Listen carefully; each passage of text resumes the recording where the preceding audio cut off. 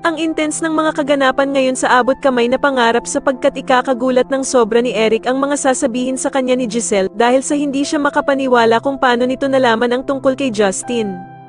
Dito nga matapos malaman ni Giselle ang katotohanan tungkol kay Justin dahil nga sa pag-imbestiga ni Kinito sa kanya ay galit na galit niyang kukumprontahin si Eric. Samantala ay ikaiinit naman ang dugo ni Doc Carlos nang malaman niya na kasama ng asawa niyang si Lynette si Doc Robert at pakiramdam nga nito na pinagtataksilan siya ng kanyang asawa. Ngunit kahit anong paliwanag naman ni Lynette kay Doc Carlos ay hindi siya pakikinggan ng kanyang asawa at mahahagisan pa nga siya nito ng baso na mag-iiwan sa kanya ng mga bubog.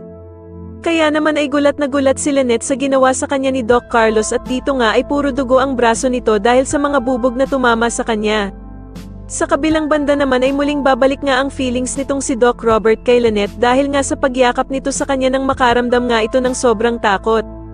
Pagsasabihan naman ni Doc Ray itong si Doc Robert na dapat na daw niyang tigilan itong si Lynette dahil nga sa may asawa na itong tao kaya naman ay dapat niya nang ipaubaya ito sa asawa niyang si Doc Carlos.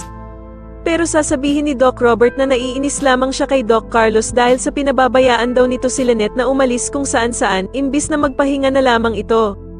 Samantala ay magkakasundo na nga ang mag-amang Eric at Justin para sa pinaplano nilang pagpapabagsak ng Apex at eto nga ay ang pagkuha ni Eric sa loob ni Giselle.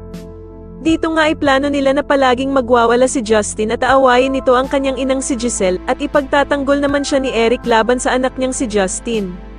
Sa tingin nyo dito na nga kaya tuluyang lumabas ang totoong pagkatao ng anak ni Eric na si Justin, mas lalo na nga talagang nagiging exciting ang mga susunod na kaganapan kaya naman ay mas lalo pa nating abangan ang mas lalong gumigandang abot kamay na pangarap. Maraming salamat po sa inyong panonood at sana po ay masubscribe nyo ako. Maraming salamat po.